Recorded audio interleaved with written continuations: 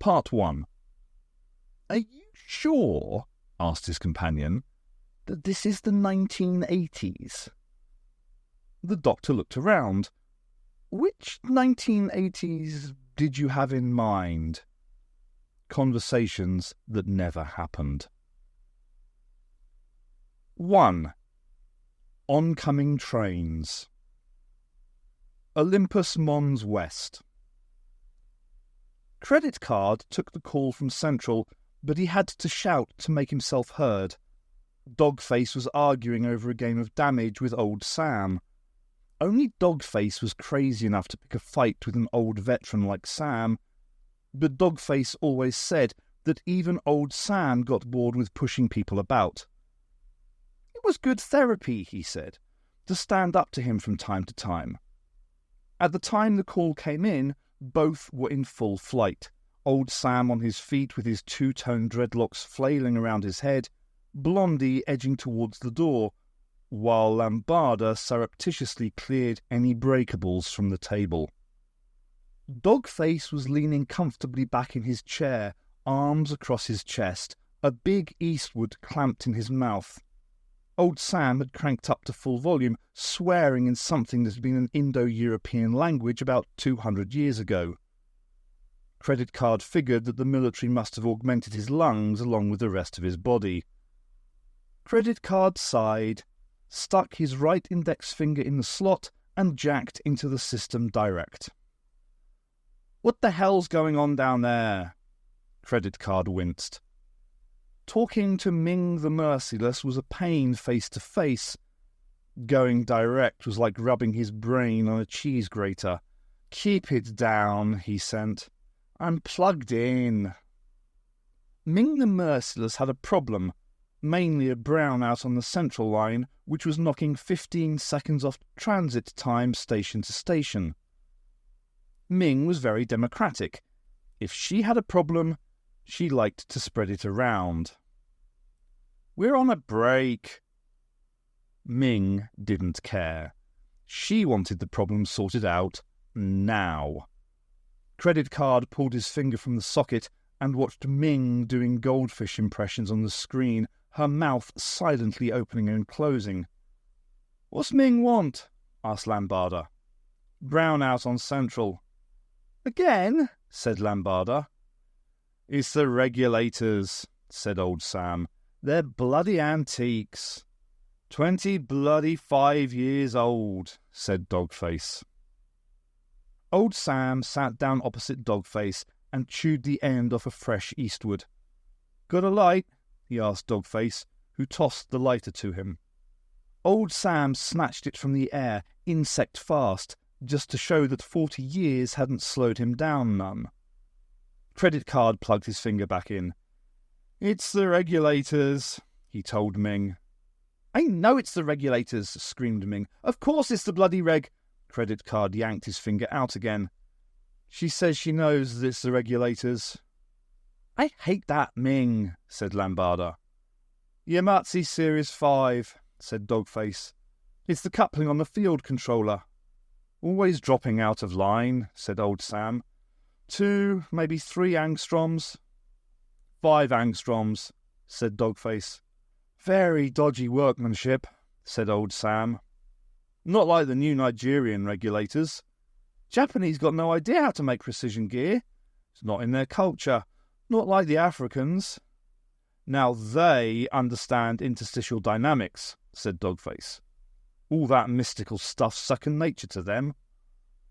"You can't swear undying loyalty to your company and then build something that relies on the transient nature of reality as a basic operating principle," said old Sam, and blew a smoke ring at the ceiling. "Common sense, innit?" said Dogface. "So what do I tell Ming?" asked Credit Card. "Tell her we'll get round to it later," said old Sam. "Much later," said Dogface. "Don't you ever worry about getting the sack?" asked Lambada. "Nah," said old Sam. "Me and Dogface are the only ones who know how the system really works." "I could fix them," said Blondie. "Shut up, Blondie," said Dogface.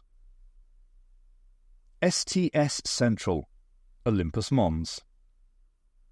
Ming the Merciless decided that banging her head violently against the console was not an effective method of stress management, and consoled herself by screaming at the next person she saw. Once the young technician had fled into the corridor, she sat down and considered her position. The duty office overlooked the master control room. Colour-coded holograms displayed the system in its entirety.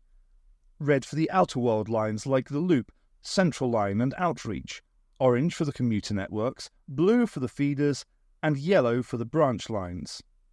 A three-dimensional tangle of colour, each subsystem descending into a fractal infinity, while data streams in white light marked the passage of 100,000 trains, 56 million passengers at 50,000 stations. It was an animal, Ming had decided a long time ago. A vast organism with a multitude of orifices that swallowed people and spat them out elsewhere. Grown up from an embryo over 2 centuries, it encompassed the solar system and stopped the ancient motion of the planets. In subspace, all distances are the same distance, so distance became meaningless. Orbits became an abstraction. The distance to Mars was a function of how far away the nearest station was. For most people, the map of the system was the map of the universe. And now the system was ready to eat up the light years between Sol and Arcturus. Amongst the tangle of light, a new thread picked out in silver, and a new station, Arcturus Terminal, a new line, the Stellar Tunnel, the Stunnel. The beast had yawned and stretched out to annihilate another frontier. The trouble is, Ming thought, the beast is sick. Luniversity. Kadiatu was watching the bad news show on English 37, lying on her back with the TV projected onto the ceiling. It was hot, and her bare back kept sticking to the plastic skin of the mattress. The campus administration had promised that the environment would be fixed soon, but what with recent cutbacks, students weren't holding their breaths. Bad News was showing a jumpy video of a security raid in Melbourne, intensified images shot over the shoulder of the lead policeman. Yak Harris, the Bad News anchorman, was making a big deal out of the way the camera operators wore full combat armour. "Better than the real cops," Yak chortled ruefully, as one of the policemen went down with a bullet in the face. "Just goes to show you can't be too well protected." Right on cue, they ran a 20-second advert for personal armour. "How safe are you?" And Yak was back with the latest body count over a slow-mo action replay of the cop's death. Vivaldi in the background as the body toppled lazily downwards. "Let's see that from another angle," said Yak Harris, and smiled his perfect computer-generated smile. Kadiatu's stomach rumbled. She turned off the TV and rolled to her feet. At head height, the air was hotter and smelt of zinc. Kadiatu wrapped a sarong around her breasts, pushed her money pen through her braids, and opened the door. Some of the students had pulled their mattresses out into the corridor to take advantage of the slight breeze that blew down its length. By the time she reached the refectory, sweat was trickling down between her shoulder blades and thighs, and the cotton of the sarong stuck to her skin as she moved.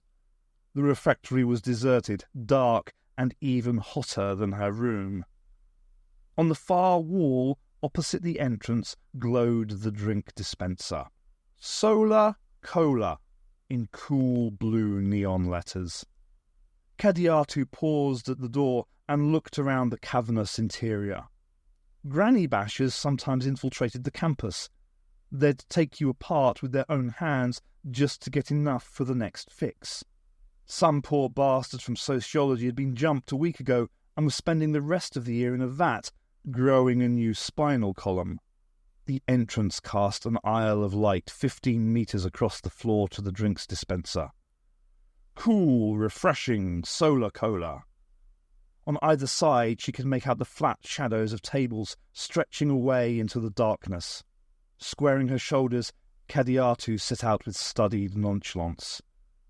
It was silent, except for the hum of the dispenser's refrigeration unit and the slap of her bare feet on the vinyl floor. She was halfway across when she heard the noise, a muffled, whirring, snorting sound somewhere off to her right. She stopped and slowly turned towards the sound.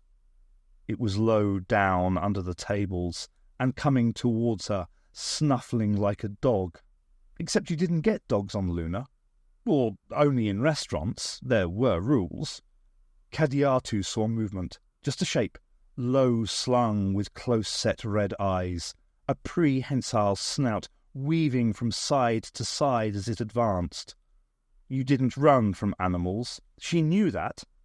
She just wished she knew what the other options were.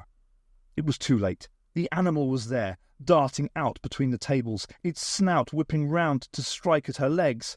Kadiatu jumped out of the way and watched the cleaning robot zip past.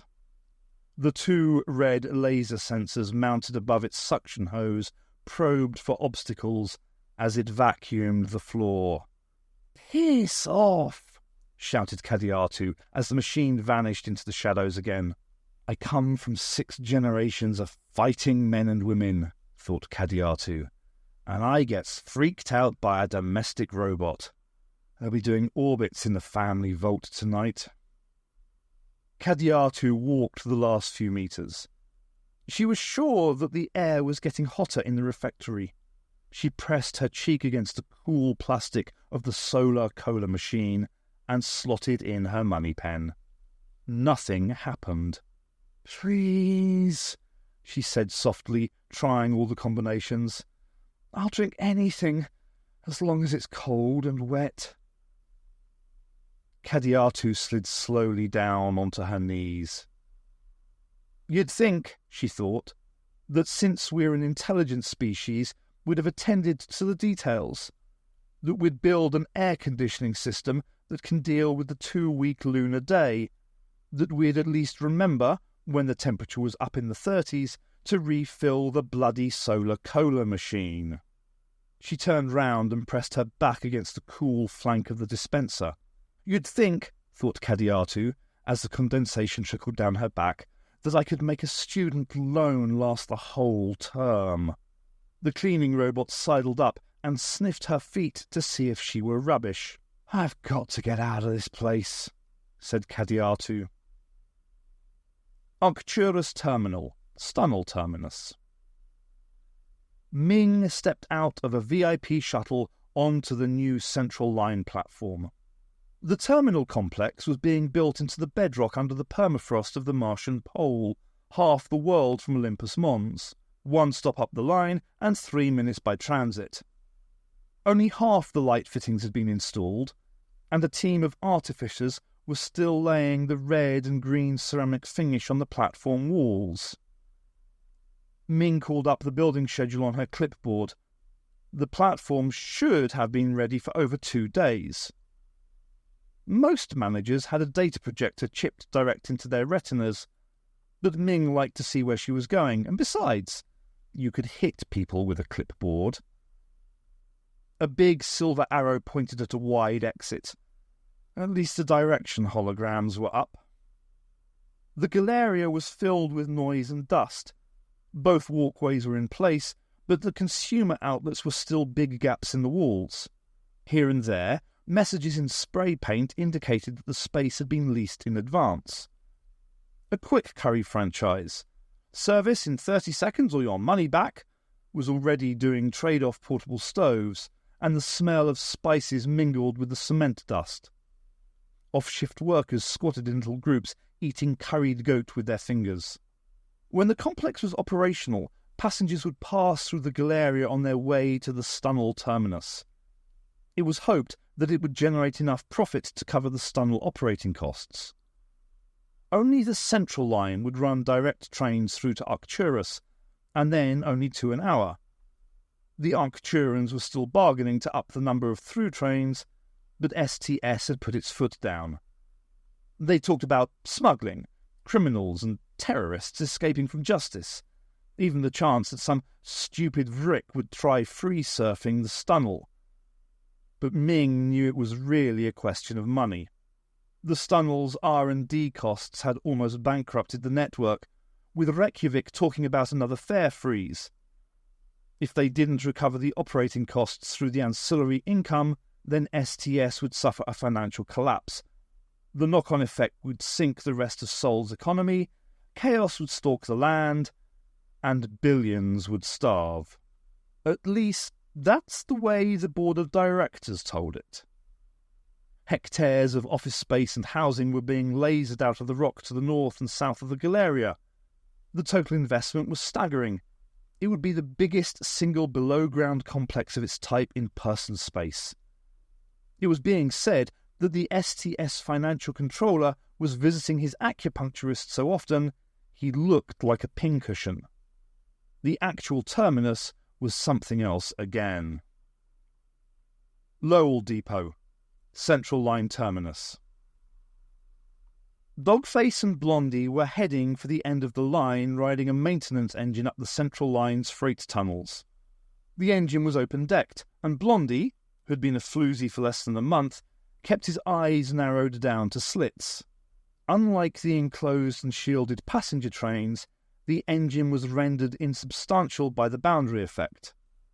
Only the field controller, a black sphere that pulled the ghost train towards the tunnel's vanishing point, retained any solidity. Lambarda said that looking too close to this infinity could turn your brain inside out. Dogface slouched in the cockpit, staring around him at the hallucinatory patterns of the tunnel wall with studied nonchalance. Lambarda called that bad acid macho, but Blondie noticed that she went up front just the same when she rode the flat tops. The shifting streams of colour were punctuated by blasts of reality as they flashed through the stations on their way to Pluto and the edge of the system. Lowell Depot was stuck in the middle of a low-rent housing project known to the media as Aryan Heights, and locally as The Stop. Dogface coasted the engine into the freight dock just ahead of a cargo flatbed. Blondie watched as the robot handlers unshipped plywood crates of food and drink, all of them the cheapest possible generic brands. With 80% of the stop's inhabitants on welfare, even the crates would be cannibalized for furniture and firewood. The flatbed would run back empty. Nothing of any value came out of the stop. Dogface grabbed his kit and they walked down the narrow connecting corridor towards the passenger platforms. It terminated in a security door to keep people from hitching free rides on the flatbeds. Dogface unlocked it with his index finger, and the door hissed open. The platform beyond was clean. Platforms for the interworld lines usually were. It was the feeder lines that got knee-deep in garbage. A small group of people in dowdy, overwashed clothes waited with quiet resignation for the next train. They were body servants, cooks, cleaners, the stop's second biggest export. Further up the platform stood young men and women with feet jammed into high-heeled boots, thighs into fishnets, breasts overflowing bra cups, buttocks wrapped in lycra, the white flesh crammed into the selling clothes. The stop's principal export waiting to go to work.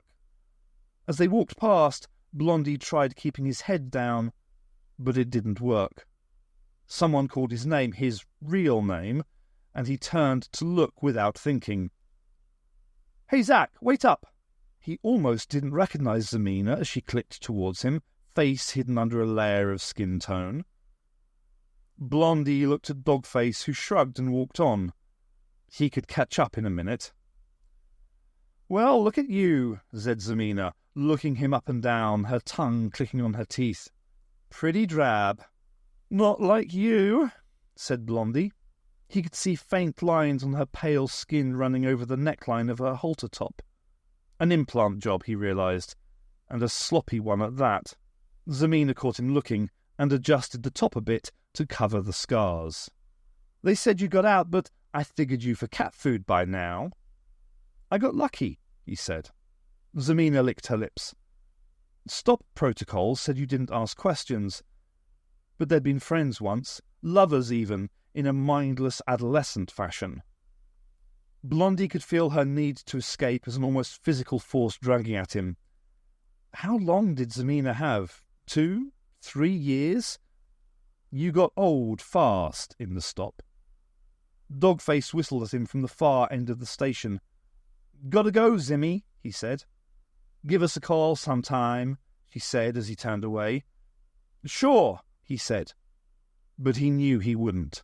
When you got out of the stop, you never went back. You never called, and you tried not to think about the people you left behind. Dogface had the access panel open and was probing inside with his finger sensors. When's the next train? Blondie checked the hologram hanging over the platform. 2 minutes. We'll see how the next one runs through, said Dogface, and take it from there. See if you can get Lambada. Blondie plugged into the maintenance link. The implant still itched when he did it, but he'd been told that was normal for the first 6 months or so. Some of the stoppers on the platform were watching them. Blondie could make out Zimmy standing with her back to him. Wake up, Blondie, said Lambada on the link from Mercury. We're just waiting for a train, sent Blondie. At this distance, there was a time lag even with the signal going through the tunnels. Get a move on, said Lambada. Me and Sam are freezing our asses off down here. Blondie felt a breeze lift the hair on the back of his head. A murmur came from the people on the platform, and the hologram changed to train approaching. With a sudden rush of warm air and an ozone stink, the train shot from the tunnel into the station. Everybody stand by, said Dogface. Blondie took a deep breath and accessed the system. I can taste something. What? Cinnamon, I think? Relax, Blondie, said Lambada. That's just static. She's loading up, said Dogface. Blondie could see the train through the link. The train, designation IW56, Series 2, Class B, mass 14,000 kilograms at 1 gravity. Sensors in the carriage floor counted the footsteps as the passengers boarded. 31 passengers, adding 2,325 kilograms, under the average for the station and well within safety parameters. The door closing hooter sounded in the real world and almost snapped Blondie out of the link. The train's field regulator charged up, and the gateway field flickered and strobed as air molecules were sucked into the tunnel. Then, with ponderous grace, 14 tons of metal, ceramic, copper, and human flesh surged forward to start its journey through subspace. "Did you get that?" asked Dogface. "I saw it," said Lambada. "But what was it?" "We lost 15 seconds on that transfer," said old Sam. "Was it the regulators?" asked Blondie. "Screw the regulators," said Dogface. "Somebody's stealing power from the tunnels." Luniversity. Max had his place in an unfinished side tunnel off Yeltsin Plaza. The entrance was blocked off with a repeating hologram of a crate shack complete with a family of destitute Australians. To get in, Kadiatu had to step through the pot-bellied girl who endlessly came to stand in the doorway every 2 minutes or so. Max called it his taste barrier. Inside, Max was kneeling half-naked in front of a fan, his nose pressed against the grill, dirty blonde hair blowing over his scrawny shoulders. "Lend us some money," said Kadiatu, moving behind Max to catch the breeze from the fan. "What have you got?" said Max. Kadiatu was stuck. Max would take anything. His shelves were piled with junk, ring pool cans, software, sim tapes, litre jars of preserved fruit, packets of suspicious pharmaceuticals. If it could be sold, bartered, or used, Max did. "Nothing," said Kadiatu. "I want a loan." "Go to a bank." It was a tough opening move, and Kadiatu, haggling from a position of weakness, played for time. "There's a recession going on," she said. "Or hadn't you noticed?" Important to find what he wanted from her. He must want something, or the bargaining wouldn't have started. "Things are tough all over," said Max. The dismissive tone was a bad sign. Whatever he wanted, Kadiatu wasn't going to like it. "If you can't help, you can't help." Kadiatu went to leave, and the bastard let her get right up to the edge of the hologram before speaking. "Your body." 6 hours, said Max. Big mistake. Max, thought Kadiatu, should have named the price and let me sweat. Now I know what you want, but how badly do you want it? "No chance," said Kadiatu, and stepped forward. "You haven't asked how much," said Max quickly. Too quickly. Kadiatu turned with deliberate slowness. Let him see the merchandise, all those muscles, all that grace. Bad weakness, that, wanting to be what you're not. Max had twisted to stare at her, making the tendons stand out on his thin neck. He was trying to hide the hunger in his eyes. No mercy, though. Katiadu, it's a dog-eat-dog world, and the richer you are, the more dog you eat. You couldn't afford the price. "Nothing kinky," said Max. "I just want to walk around in it for a while." "Just to walk around in," said Kadiatu. "And then, just to show willing, how much?" "Price of a deal," said Max. "What's the deal worth?" 20,000. "And I get 15%. She squatted on her haunches so that their eyes were level. "Tell you what we'll do," she said. "I get the 15 points as a loan, you get 6 hours walking around time in my body if I don't pay back within 3 months. She could see Max fighting himself. It was a terrible deal for him, but he wanted it. Wanted to spend 6 hours wrapped up in her skin. His weakness. Her strength. "Deal," he said. When they shook hands on it, his palms were damp. Max straightened up, walked over to a shelf. He picked up a small oblong package and handed it to Kadiatu. It felt like a wooden case wrapped in rice paper, quite heavy. She didn't ask what was inside. "You take this to STS maintenance, ask for old Sam, get the money, skim your percentage, and bring the rest back." Kadiatu tucked the package under her arm and left. She got as far as the next intersection before the deal unwound in her stomach, and she vomited onto the floor. Arcturus Terminal, Stunnel Terminus. Is that it? The Stunnel gateway was twice as big as its Central Line counterpart at the other end of the station. Accordingly, the roof and walls of Arcturus Station sloped inwards down its 200-metre length. It was like being in a huge funnel. Dr. Verhoeven glanced up from his instruments. "Impressive, isn't it?" "Why is it that big?" "Safety margin. On a tunnel of this length, there's bound to be some real space displacement of the carriage. We don't want it scraping the sides when it comes through." Close up, the gateway was a dull bronze colour. The field boundary had an oily, shifting look. It was making her uneasy. "It's a funny colour." "Yeah, interesting, isn't it?" said Verhoeven. "It could be a function of the distance.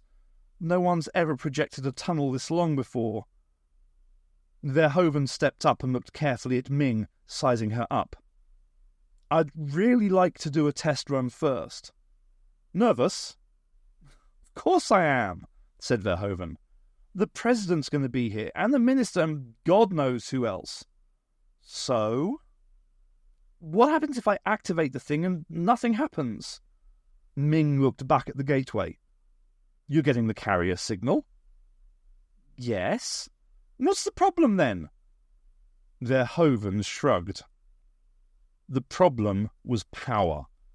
Establishing the Stunnel was going to take 60% of the total STS grid, and the grid was stretched by normal operations as it was.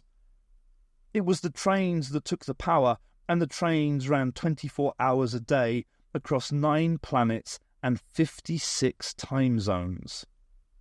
Constitution Day, the holiday that marked the end of the 100-Day War, the only point when demand on the transit system fell enough to release the necessary power. Tomorrow was Constitution Day. 12 hours, said Ming, and then you turn it on. Behind her, the Stunnel Gateway shone a dark, greasy bronze. Ming decided that when Verhoeven cracked it open, she was going to be somewhere else. Olympus Mons West. The Floozies had gate-crashed the Clerical Workers' Party at midnight Greenwich Mean Time. It was always Greenwich Mean Time in the system. It didn't matter where you started from or where you ended up. It could be full bloody daylight outside, but when you stepped into a station and the clock said 0000, it was bloody midnight, and don't you forget it. It could be hard on the biorhythms, but not for Blondie. Not for a boy from the stop. The boy from the stop could handle anything. Right?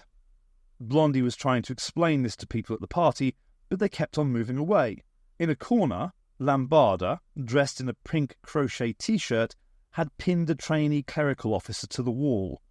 The boy had a startled look on his face which troubled Blondie until he noticed where Lambarda's other hand was.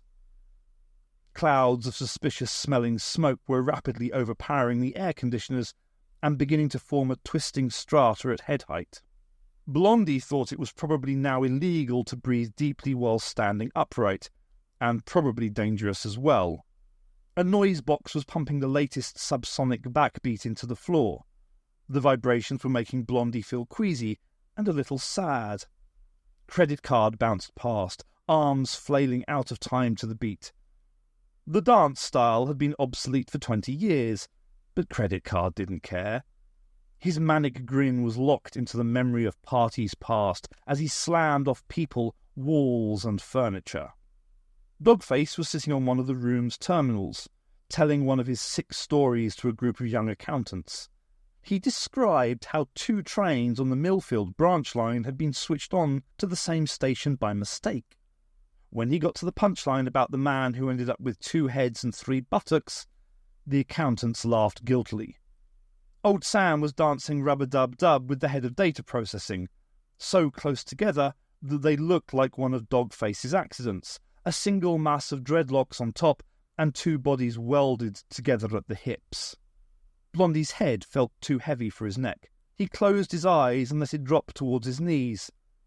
Beyond the darkness of his lids, the room started its ethanol spin around him. Silently, he willed it to go faster, a vertiginous tumble that obliterated all sense of the outside world, and then, just as he felt that his mind was dissolving away, he pulled himself out. With his eyes opened, she was standing in the doorway. From the doorway, the woman gazed around the room. When she turned her face towards him, Blondie saw that her eyes were pointed at the corners, giving them an almond shape. The irises were coal black. He wondered who she was looking for. She was wearing a leather jacket over a cut-down sweatshirt with Lunivarsity in faded letters across the chest. Memory crystals and silver thread were plaited into cotton hair extensions that were braided into a rope down her back. Blondie had an insane urge to grab hold of her hair and pull himself upright, but he didn't think it was a good idea. She came over and stood in front of Blondie. He found himself staring at a strip of brown skin between her belt and the frayed bottom edge of her sweatshirt. When she spoke, it seemed to float down from a long way above. "I'm looking for old Sam," she said. "Seen him?" STS Central, Olympus Mons. At 0100 GMT, 1 hour after the start of Constitution Day, Ming the Merciless started a phased reduction in services. It started with the branch lines in Western Europe, West Africa, Luna, Martian Plains, Mercury, and all the other planets in the solar system except Triton, whose time, for historical reasons, ran at GMT +5. Under instructions from the controllers, trains were taken out of service and shunted to their depots. All over the system, Passengers spat on the platforms as the empty carriages cruised serenely past them. The big mainframe that handled customer complaints recorded 634 negative calls in the first 10 minutes. Ming set up one of her terminals to show the power saving as a percentage. As a laugh, she put the total number of customer complaints next to it and told the computer to look for correlations. Down in the pit, the controllers were passing around a bottle of Ganymede vodka. This was one operation they didn't want to handle sober. As midnight rushed across the globe, the all-day parties started, and 1 hour behind, the arteries that pumped life through the solar system quietly shut themselves down. At 0200 GMT, they shut down the freight services on the parallel tunnels. The physical mail was going to be a day late. Branch lines were down to VIP shuttles and emergency services only. Feeder lines were running 1 train in 5. According to Ming's terminal, they now had a 30% power surplus ready for the Stunnel initiation. Verhoeven wanted 70%. Ming had 12 hours left. Customer complaints were up to 1.5 million negative calls and rising at a rate of 1,000 every second. Let them walk, thought Ming. Arcturus Terminal. Stunnel Terminus. Verhoeven was inventing new words to describe the PR executives who had started to swarm in the terminus. One of them was trying to persuade Verhoeven into a pair of white coveralls. Because, said one man, it looks more scientific. Verhoeven noticed that the coverall had the Event Horizon logo picked out in navy blue on the back. Event Horizon was the president's own public relations firm. More scientific. For the media, said the man, waving vaguely down the station where the media ENGs buzzed through the air, jostling with the security monitors for the best viewing angles. After all, you are going to be on the podium with the president. What podium? The presidential podium. Bit of an honour for you, really. Verhoeven realised that halfway down the station, a podium was being assembled out of prefab teak blocks. You realise, of course, said Verhoeven, that your podium is situated directly in line with the Stunnel gateway. Is that a problem? Only if the train overshoots, thought Verhoeven. I'd hate to have to tell the president, the man put some bite into his voice, that there was a problem. Verhoeven sighed and accepted the coverall. The PR executive gave him a halogen smile. I think you will find that it fits. After the man had gone, Verhoeven turned to find his entire staff staring at him. I don't know what you're looking at, he said, brandishing the coverall at them. You're all going to get one too. STS Central, Olympus Mons. By 10:15 GMT, the second shift of controllers had taken over in the pit. These ones squinted blearily at their screens and tended to react badly to loud noises.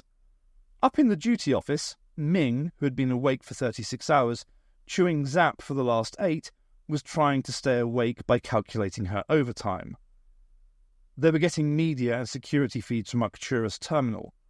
The media was still getting the best viewing angles, especially the bad news show. On the repeater screen, the Sydney-Kyoto commuter link went dark. Ming touched her pin mic. What happened to Trans-Cancer 3? The Zap side effects made her own voice echo uncomfortably inside her head. Sorry, boss, said the sector manager. Wrong switch. Do you want us to put it back up? Just 1 in 3, said Ming, who didn't like the Japanese or Australians for that matter, and wasn't going to do them any favours. She started to search through the pile of empty quick curry containers on her desk. Somewhere underneath was another packet of Zap. Or had she swallowed them already?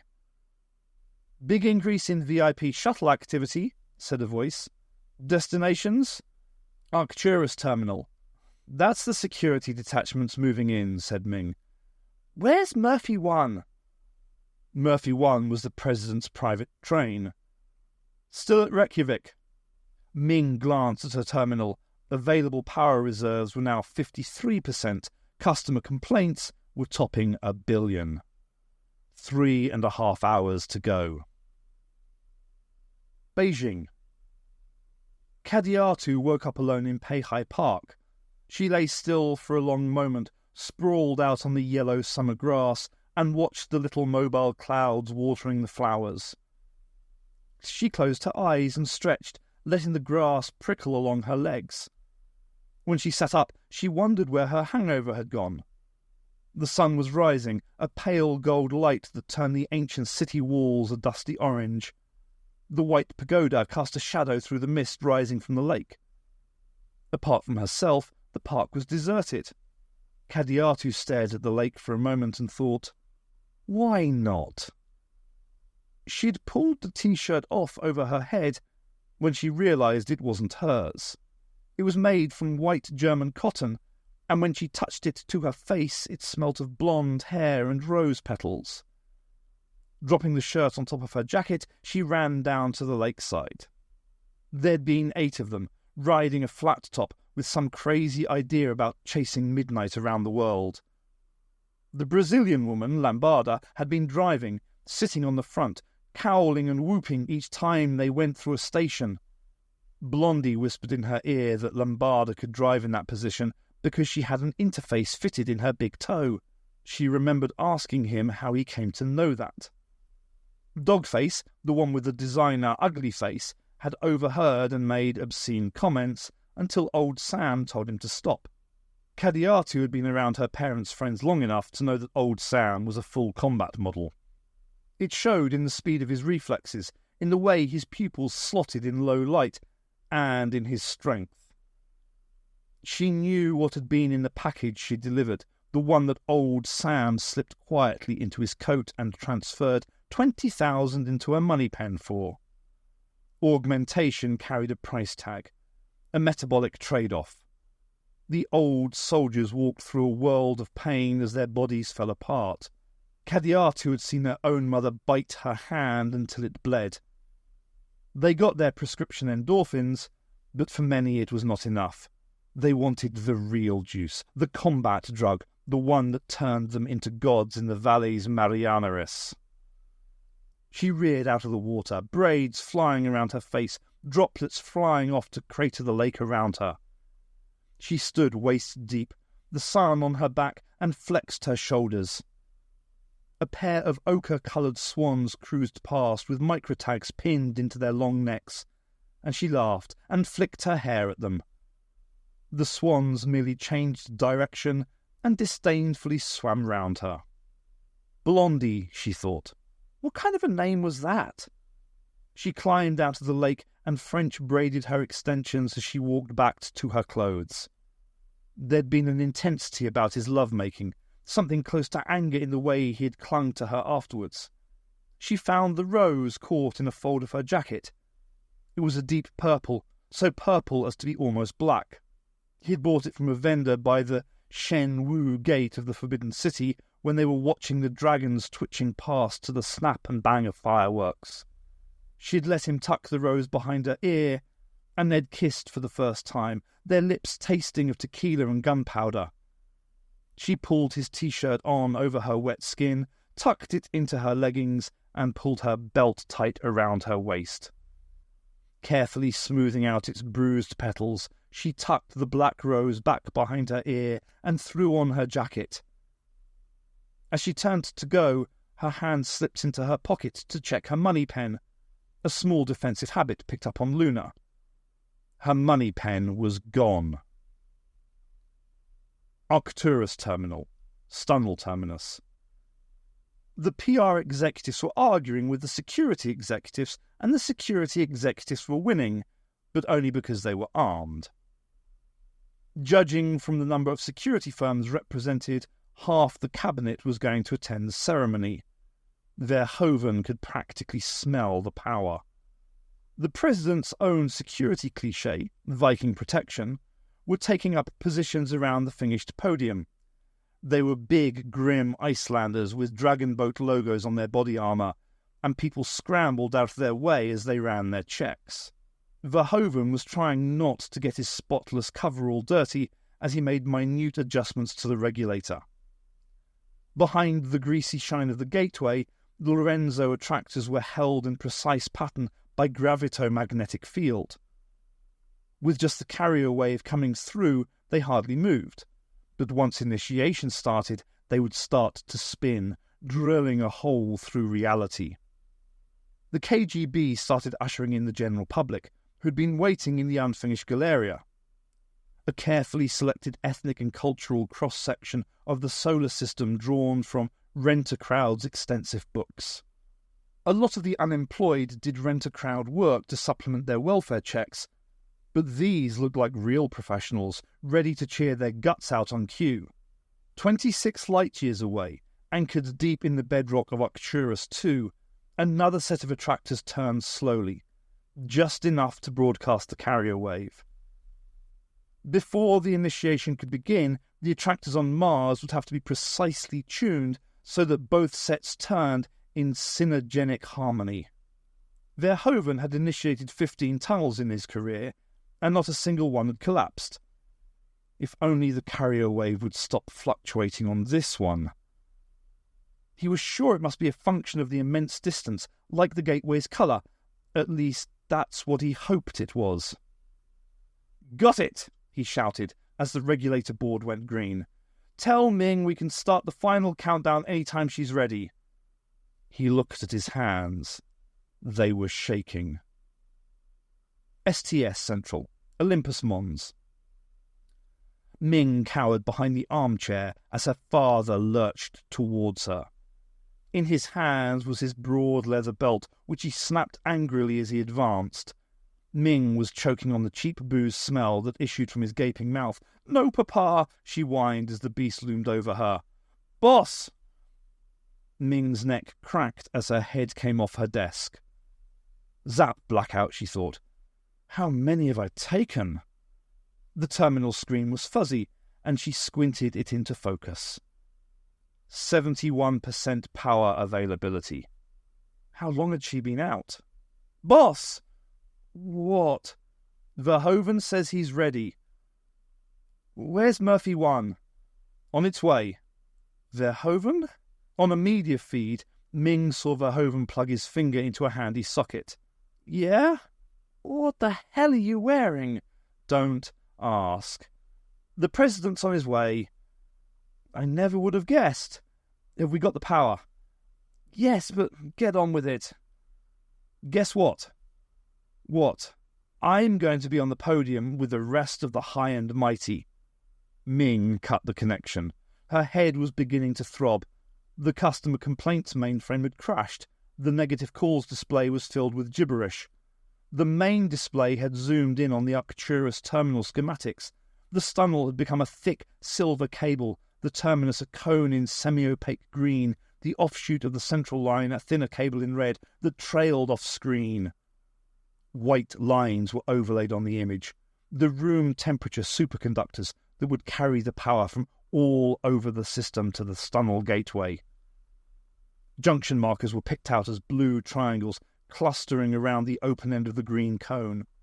On the masterboard, the power conduits were highlighted, the beast's nervous system laid suddenly bare. Ming stood up, stepped over to the rail and leaned over. Down in the pit, the controllers all turned to stare up at her. "All right, children," said Ming. "Let's crank it up." King's Cross, Central Line. Cadiatu came running out of the Paris Axis platform. Behind her, the wasp whine of the ticket drone followed. It had picked her up when she changed at Mandalay, tracking her by pheromone and heat signature. She could have lost it in a crowd, but today there weren't any crowds. The ECM crystal plated into her hair was useless. This close, any interference pattern would light her up like a shop display. Somewhere behind the drone was an inspector, by law a human being, slowly closing in to arrest her. King's Cross was an old station from the time when train tunnels were just long horizontal holes in the ground. An evolved station, not a planned one. A ganglia that gathered up half the transcontinental feeder lines that quilted Europe. A messy disorder of physical tunnels and a good place to lose a ticket drone. She jumped into a lift marked Krakow in blue letters, breathing hard as the field snapped her 200 metres up the shaft and onto the platform. The indicator hologram said the next train was in 3 minutes, not soon enough. A couple of men were standing underneath the sign. Not enough of them either. They looked wary as Kadiatu ran towards them. 2 respectable English guys in top knots and linen caftans. "Lend us 50, she said as they backed away. "I just need it for the fare home." Too late. She could hear the ticket drone again, its engine whine echoing in the lift shaft. "Shouldn't be allowed," said one of the men as Kadiatu dashed for the exit. She should have known better than to get cosy with some lowlife from the stop. Now she was gate-crashing the transit system with no money pen and 20 grand in debt to Max that wasn't going to be 6 hours walking around time with no kinky stuff. Max was going to invent new perversions to pay off 20,000. Except it wasn't going to come to that, because she was going to catch up with Blondie, get her money back, and then some. First, she had to ditch the ticket drone. Arcturus Terminal. Stunnel Terminus. Power fed into the gravitic induction field, and the attractors started to whirl. Biting into the soft stuff of reality like drill teeth into sandstone, it was silent work, an operation on a level far away from human senses. But in his mind, Verhoeven thought he heard the space-time continuum groaning under the assault. Data flowed past the peripheral vision of his left eye. The alarming fluctuations in the carrier wave had ceased. The signal was good and strong. "Citizens," a voice boomed, "I give you the President of the Union of Solar Republics." Verhoeven was seated 6 seats along and 1 row back from the President. He had an excellent view of the famous bull neck as the fount of all political power rose to his feet. The renter crowd started cheering, and the President grinned with pleasure, waving his left hand to calm them down. Verhoeven wondered if the man got real satisfaction from such a crowd, knowing that the cheers came on the precise cues of the Event Horizon stage managers. "My fellow citizens," said the President. At that moment, Verhoeven noticed that the attractor spin rate was accelerating above the initiation parameters. "My fellow citizens," said the President again, as the crowd fell silent. "We are assembled here to witness one of the most remarkable engineering projects of our times." Verhoeven considered it might be a power surge, but the input rates remained stable. Planned initiation was in 10 minutes, a carefully calculated climax to the President's speech. But the tunnel seemed to have other ideas. If the power wasn't coming from this end of the tunnel, where was it coming from? An engineering project that will provide opportunities for new industries, new growth, and above all, new employment for the nation. Verhoeven looked over the heads of the professionally intent crowd. The gateway seemed placid enough, but behind it the attractors whirled out of control, skidding into a new configuration. The figures piled up on the inside of his eye, crowding his sight. He was caught up in a sudden, painful terror. It is a project that only one nation, in a galaxy crowded with nations, one nation that would have the expertise, the courage, and in bald truth the audacity to conceive of. This day will become a piece of history.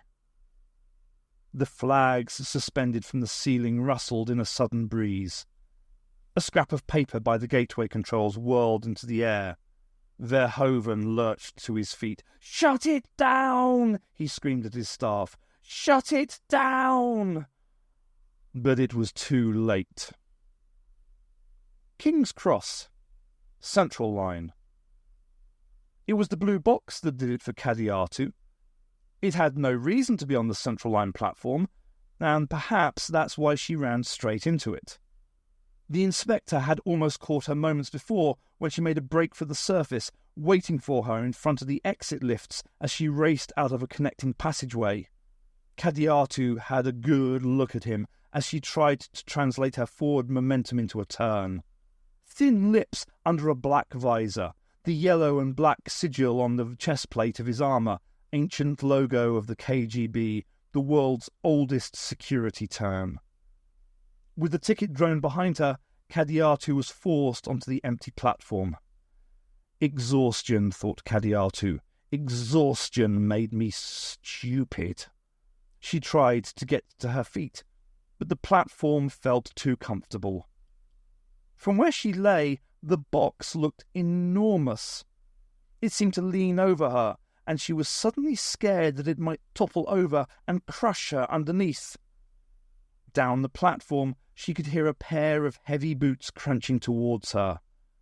Wind whispered through the station.